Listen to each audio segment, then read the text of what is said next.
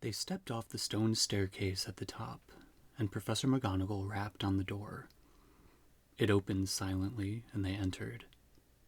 Professor McGonagall told Harry to wait and left him there, alone. Harry looked around. One thing was certain. Of all the teachers' offices Harry had visited so far this year, Dumbledore's was by far the most interesting. If he hadn't been scared out of his wits that he was about to be thrown out of school, he would have been very pleased to have a chance to look around it. It was a large and beautiful circular room, full of funny little noises.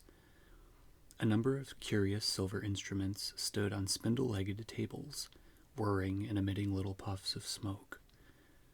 The walls were covered with portraits of old headmasters and headmistresses, all of whom were snoozing gently in their frames. There was also an enormous claw-footed desk, and, sitting on a shelf behind it, a shabby, tattered wizard's hat. The Sorting Hat. Harry hesitated. He cast a wary eye around the sleeping witches and wizards on the walls. Surely it couldn't hurt if he took the hat down and tried it on again. Just to see. Just to make sure it had put him in the right house. He walked quietly around the desk, lifted the hat from its shelf, and lowered it slowly onto his head. It was much too large and slipped down over his eyes, just as it had done the last time he'd put it on. Harry stared at the black inside of the hat, waiting.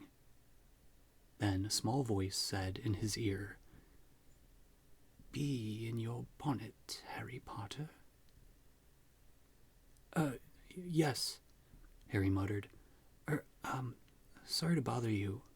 I wanted to ask, you've been wondering whether I put you in the right house," said the hat smartly. "Yes, you were particularly difficult to place. But I stand by what I said before." Harry's heart leapt. "You would have done well in Slytherin." Harry's stomach plummeted. He grabbed the point of the hat and pulled it off. It hung limply in his hand, grubby and faded. Harry pushed it back onto its shelf, feeling sick. "You're wrong," he said aloud to the still and silent hat. It didn't move. Harry backed away, watching it. Then a strange, gagging noise behind him made him wheel around. He wasn't alone after all. Standing on a golden perch behind the door was a decrepit-looking bird that resembled a half-plucked turkey. Harry stared at it, and the bird looked balefully back, making its gagging noise again. Harry thought it looked very ill. Its eyes were dull, and even as Harry watched, a couple more feathers fell out of its tail. Harry was just thinking that all he needed was for Dumbledore's pet bird to die while he was alone in the office with it, when the bird burst into flames. Harry yelled in shock and backed away into the desk. He looked feverishly around in case there was a glass of water somewhere, but couldn't see one. The bird, meanwhile, had become a fireball. It gave one loud shriek, and next second there was nothing but a smoldering pile of ash on the floor. The office door opened. Dumbledore came in, looking very somber. "Professor!" Harry gasped. Your bird! I couldn't do anything. He just caught fire." To Harry's astonishment, Dumbledore smiled. "About time, too," he said. "He's been looking dreadful for days. I've been telling him to get a move on." He chuckled at the stunned look on Harry's face. "Fawkes is a phoenix, Harry. Phoenixes burst into flame when it is time for them to die, and are reborn from the ashes. Watch him." Harry looked down in time to see a tiny, wrinkled, newborn bird poke its head out of the ashes. It was quite as ugly as the old one. "It's a shame you had to see him on a burning day," said Dumbledore, seating himself behind his desk. "He's really very handsome most of the time. Wonderful red and gold plumage. Fascinating creatures, phoenixes. They can carry immensely heavy loads, Their tears have healing powers, and they make highly faithful pets. In the shock of Fawkes catching fire, Harry had forgotten what he was there for. But it all came back to him as Dumbledore settled himself in the high chair behind the desk and fixed Harry with his penetrating, light blue stare. Before Dumbledore could speak another word, however, the door of the office flew open with an almighty bang, and Hagrid burst in, a wild look in his eyes, his balaclava perched on top of his shaggy black head, and the dead rooster still swinging from his hand. "It wasn't Harry, Professor Dumbledore," said Hagrid urgently. "I was talking to him seconds before that kid was found. He never had time, sir." Dumbledore tried to say something, but Hagrid went ranting on, waving the rooster around in his agitation, sending feathers everywhere. "It can't have been him. I'll swear it in front of the Ministry of Magic if I have to. Hagrid, You've got the wrong boy, sir. I know Harry never—" "Hagrid!" said Dumbledore loudly. "I do not think that Harry attacked those people." "Oh," said Hagrid, the rooster falling limply at his side. "Right. I'll wait outside then, Headmaster." And he stomped out, looking embarrassed. "You don't think it was me, Professor?" Harry repeated hopefully, as Dumbledore brushed rooster feathers off his desk. "No, Harry, I don't," said Dumbledore, though his face was somber again. "But I still want to talk to you." Harry waited nervously while Dumbledore considered him, the tips of his long fingers together. "I must ask you, Harry, whether there is anything you'd like to tell me," he said gently. "Anything at all." Harry didn't know what to say. He thought of Malfoy shouting, "You'll be next, mudbloods," and of the Polyjuice potion simmering away in Moaning Myrtle's bathroom. Then he thought of the disembodied voice he had heard twice and remembered what Ron had said. Hearing voices no one else can hear isn't a good sign, even in the wizarding world. He thought, too, about what everyone was saying about him, and his growing dread that he was somehow connected with Salazar Slytherin. "No," said Harry. "There isn't anything, Professor." The double attack on Justin and Nearly Headless Nick turned what had hitherto been nervousness into real panic. Curiously, it was Nearly Headless Nick's fate that seemed to worry people most. What could possibly do that to a ghost? People asked each other. What terrible power could harm someone who was already dead? There was almost a stampede to book seats on the Hogwarts Express so that students could go home for Christmas. "At this rate, we'll be the only ones left," Ron told Harry and Hermione. "Us, Malfoy, Crabbe, and Goyle. What a jolly holiday it's going to be." Crabbe and Goyle, who always did whatever Malfoy did, had signed up to stay over the holidays, too. But Harry was glad that most people were leaving. He was tired of people skirting around him in the corridors as though he were about to sprout fangs or spit poison. Tired of all the muttering, pointing, and hissing as he passed. Fred and George, however, found all this very funny. They went out of their way to march ahead of Harry down the corridors, shouting, "Make way for the heir of Slytherin! Seriously evil wizard coming through!" Percy was deeply disapproving of this behavior. "It is not a laughing matter," he said coldly. "Oh, get out of the way, Percy," said Fred. "Harry's in a hurry." "Yeah, he's off to the Chamber of Secrets for a cup of tea with his fanged servant," said George, chortling. Ginny didn't find it amusing either. "Oh, don't," she wailed every time Fred asked Harry loudly who he was planning to attack next, or when George pretended to ward Harry off with a large clove of garlic when they met. Harry didn't mind. It made him feel better that Fred and George, at least, thought the idea of his being Slytherin's heir was quite ludicrous. But their antics seemed to be aggravating Draco Malfoy, who looked increasingly sour each time he saw them at it. "It's because he's bursting to say it's really him," said Ron knowingly. "You know how he hates anyone beating him at anything, and you're getting all the credit for his dirty work." "Not for long," said Hermione in a satisfied tone. "The Polyjuice potion's nearly ready. We'll be getting the truth out of him any day now."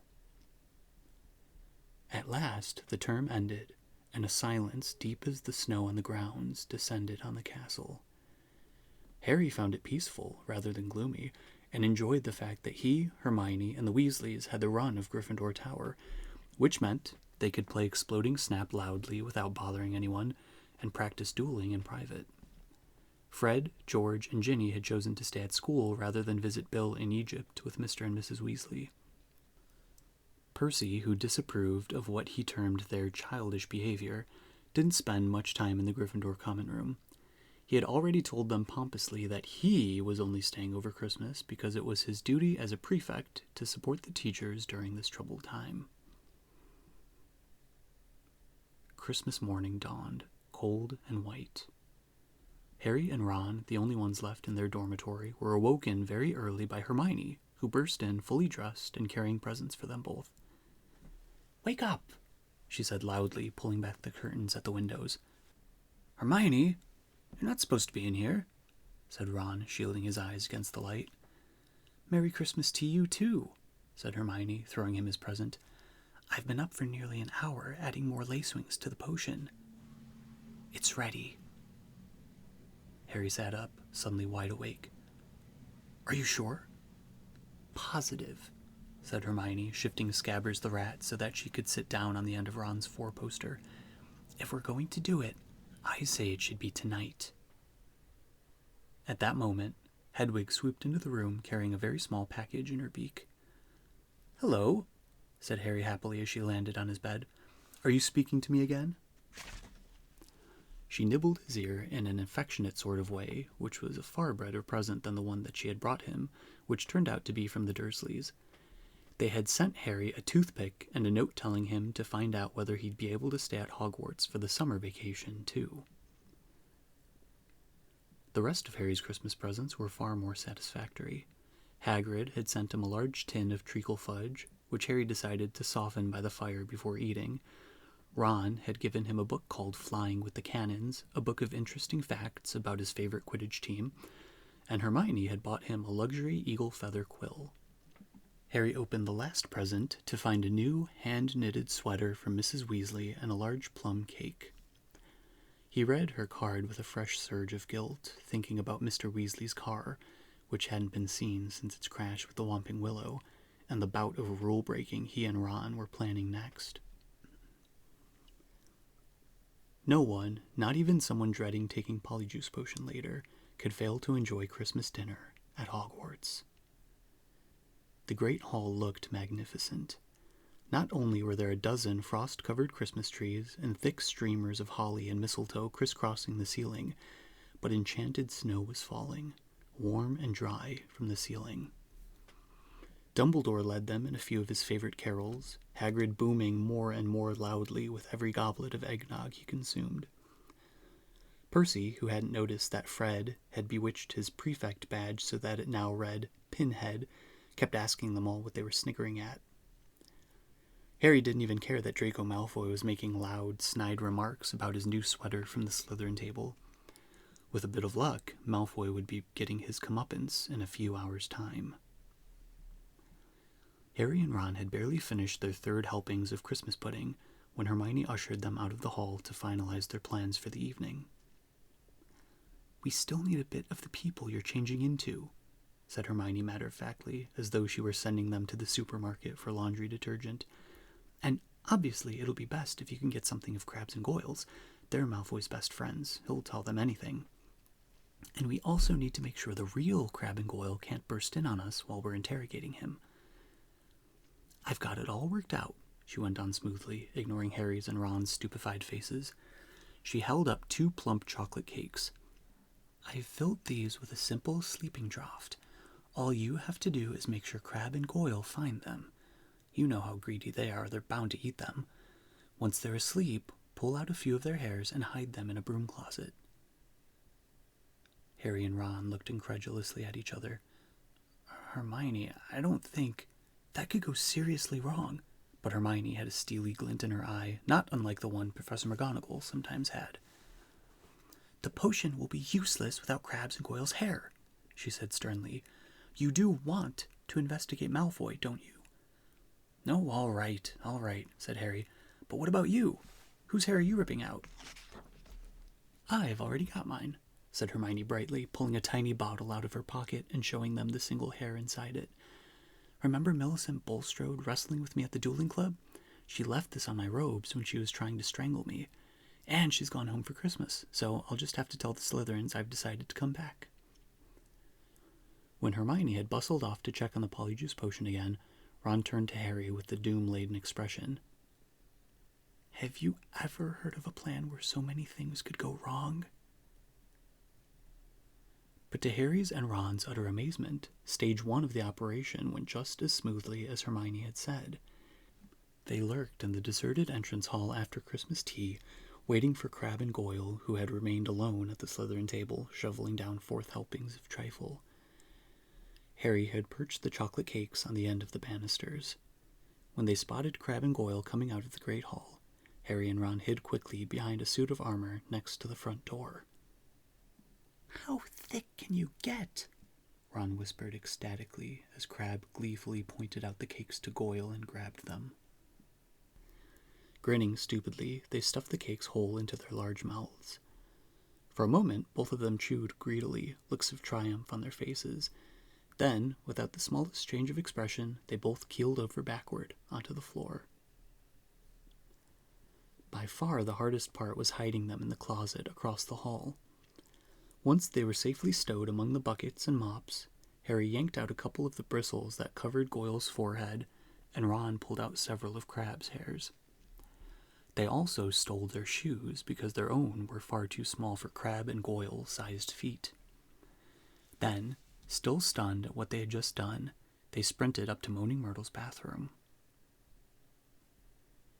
They could hardly see for the thick black smoke issuing from the stall in which Hermione was stirring the cauldron.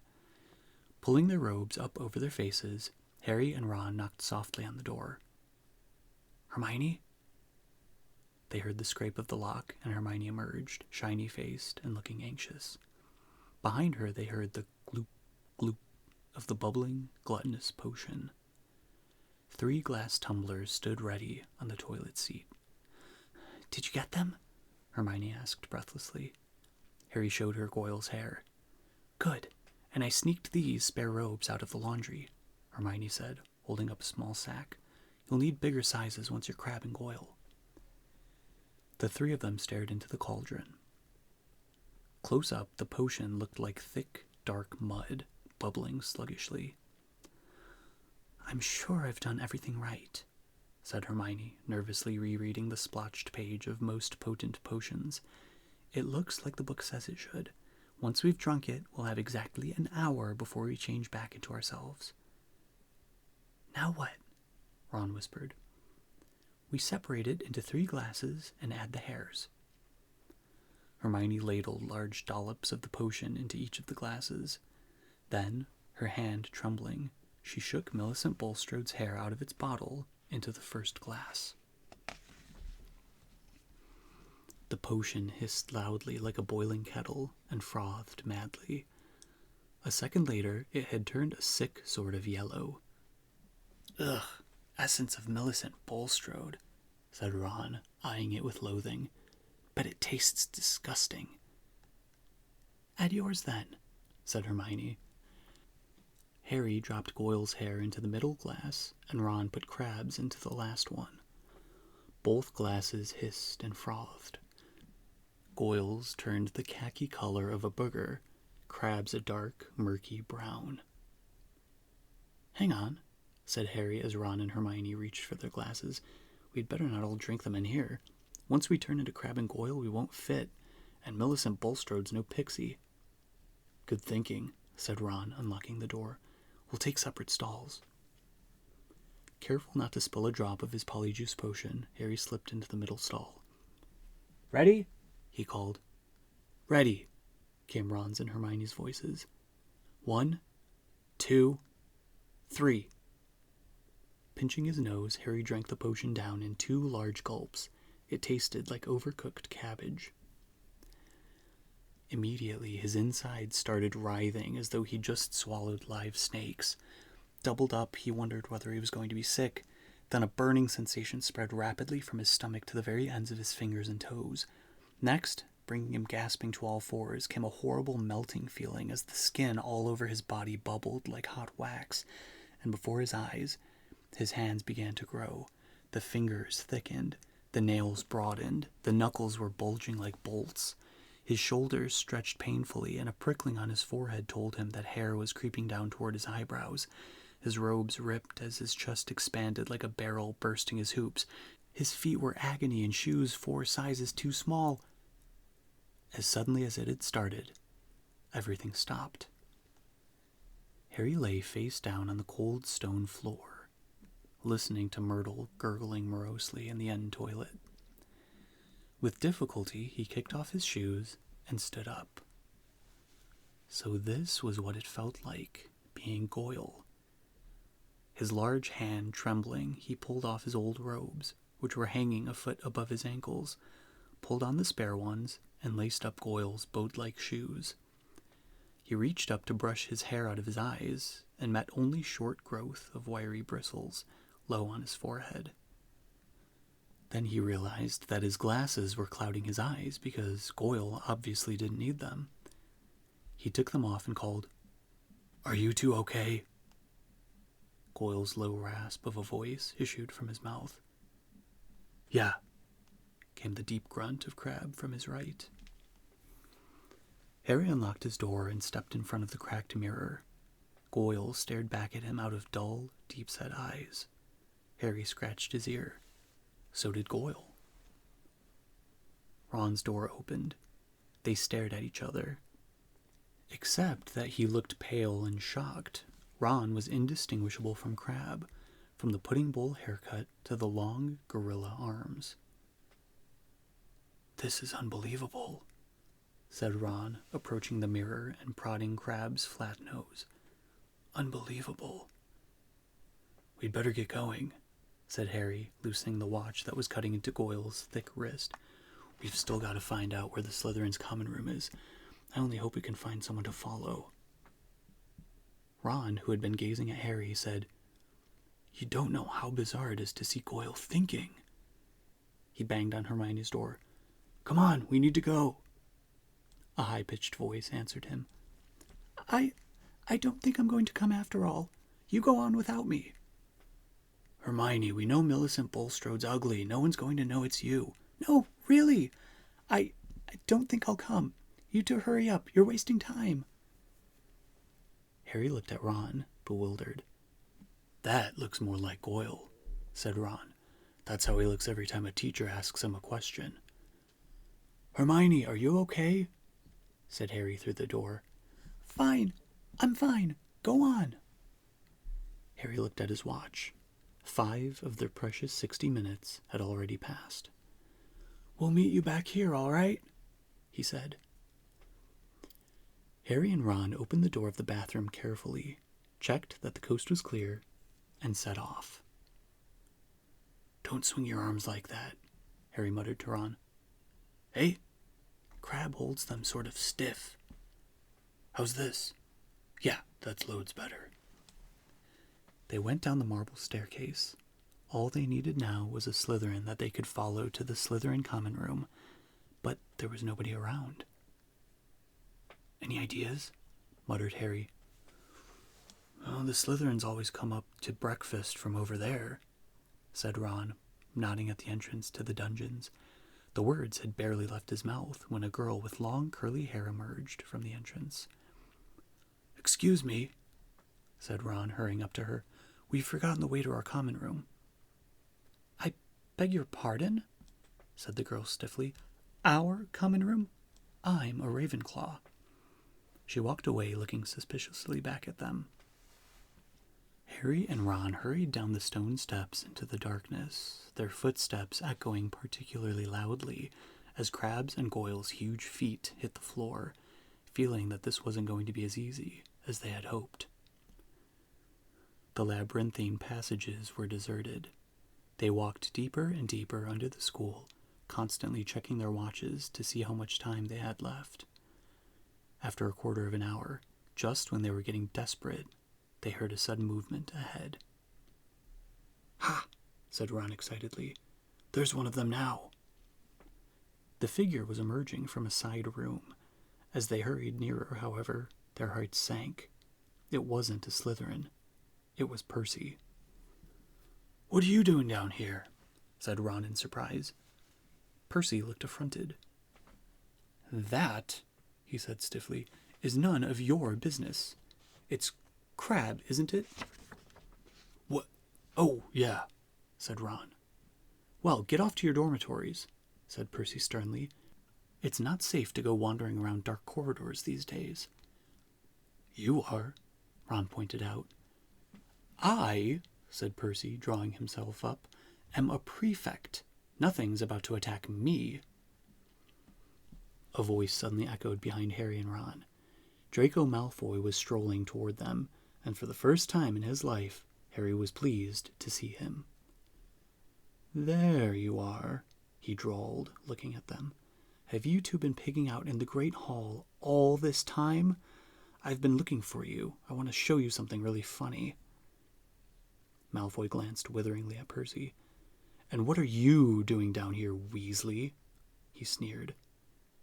Percy looked outraged. "You want to show a bit more respect to a school prefect," he said. "I don't like your attitude."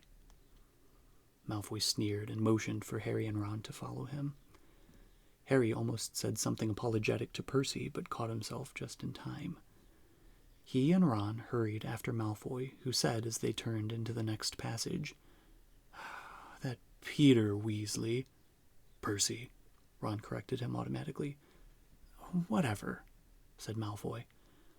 "I've noticed him sneaking around a lot lately, and I bet I know what he's up to. He thinks he's going to catch Slytherin's heir single-handed." He gave a short, derisive laugh. Harry and Ron exchanged excited looks. Malfoy paused by a stretch of bare, damp stone wall. "What's the new password again?" he said to Harry. Said Harry. "Oh, yeah, pure blood," said Malfoy, not listening, and a stone door concealed in the wall slid open. Malfoy marched through it, and Harry and Ron followed him. The Slytherin common room was a long, low, underground room with rough stone walls and ceiling from which round, greenish lamps were hanging on chains. A fire was crackling under an elaborately carved mantelpiece ahead of them, and several Slytherins were silhouetted around it in high-backed chairs. "Wait here," said Malfoy to Harry and Ron, motioning them to get a pair of empty chairs set back from the fire. "I'll go and get it. My father's just sent it to me." Wondering what Malfoy was going to show them, Harry and Ron sat down, doing their best to look at home. Malfoy came back a minute later, holding what looked like a newspaper clipping. He thrust it under Ron's nose. "That'll give you a laugh," he said. Harry saw Ron's eyes widen in shock. He read the clipping quickly, gave a very forced laugh, and handed it to Harry. It had been clipped out of the Daily Prophet, and it said, "Inquiry at the Ministry of Magic. Arthur Weasley, head of the Misuse of Muggle Artifacts Office, was today fined 50 galleons for bewitching a Muggle car. Mr. Lucius Malfoy, a governor of Hogwarts School of Witchcraft and Wizardry, where the enchanted car crashed earlier this year, called today for Mr. Weasley's resignation. Weasley has brought the ministry into disrepute," Mr. Malfoy told our reporter. "He is clearly unfit to draw up our laws, and his ridiculous Muggle Protection Act should be scrapped immediately."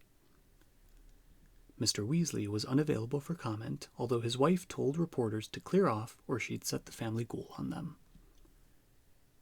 "Well," said Malfoy impatiently as Harry handed the clipping back to him, "don't you think it's funny?" "Ha ha ha," said Harry bleakly.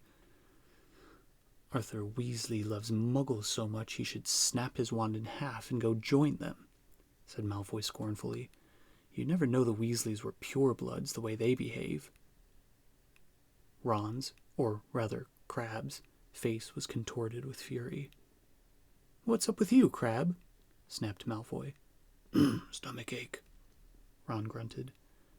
Well, go up to the hospital wing and give all those mudbloods a kick from me, said Malfoy, snickering. You know, I'm surprised the Daily Prophet hasn't reported all these attacks yet. He went on thoughtfully. I suppose Dumbledore's trying to hush it all up. He'll be sacked if it doesn't stop soon. Father's always said old Dumbledore's the worst thing that ever happened to this place. He loves Muggleborns. A decent headmaster would never let in slime like that Creevy. Malfoy started taking pictures with an imaginary camera and did a cruel but accurate impression of Colin. Potter, can I have your picture, Potter? Can I have your autograph? Can I lick your shoes, please, Potter? He dropped his hands and looked at Harry and Ron. What's the matter with you two? Far too late, Harry and Ron forced themselves to laugh, but Malfoy seemed satisfied. Perhaps Crabbe and Goyle were always slow on the uptake. Saint Potter, the Mudblood's friend, said Malfoy slowly. He's another one with no proper wizard feeling, or he wouldn't go around with that jumped-up Granger Mudblood. And people think he's Slytherin's heir. Harry and Ron waited with bated breath. Malfoy was surely seconds away from telling them it was him. But then... I wish I knew who it is, said Malfoy petulantly. I could help them. Ron's jaw dropped so that Crabbe looked even more clueless than usual. Fortunately, Malfoy didn't notice, and Harry, thinking fast, said, You must have some idea who's behind it all. You know I haven't, Goyle. How many times do I have to tell you? Snapped Malfoy. And Father won't tell me anything about the last time the chamber was opened either. Of course, it was 50 years ago, so it was before his time. But he knows all about it, and he says that it was all kept quiet, and it'll look suspicious if I know too much about it. But I know one thing. Last time the Chamber of Secrets was opened, a mudblood died. So I bet it's a matter of time before one of them's killed this time. I hope it's Granger, he said with relish. Ron was clenching Crabbe's gigantic fists. Feeling that it would be a bit of a giveaway if Ron punched Malfoy, Harry shot him a warning look and said, Do you know if the person who opened the chamber last time was caught? Oh, yeah, whoever it was expelled, said Malfoy. They're probably still in Azkaban. Azkaban? Said Harry, puzzled. Azkaban? The wizard prison, Goyle, said Malfoy, looking at him in disbelief. Honestly, if you were any slower, you'd be going backward.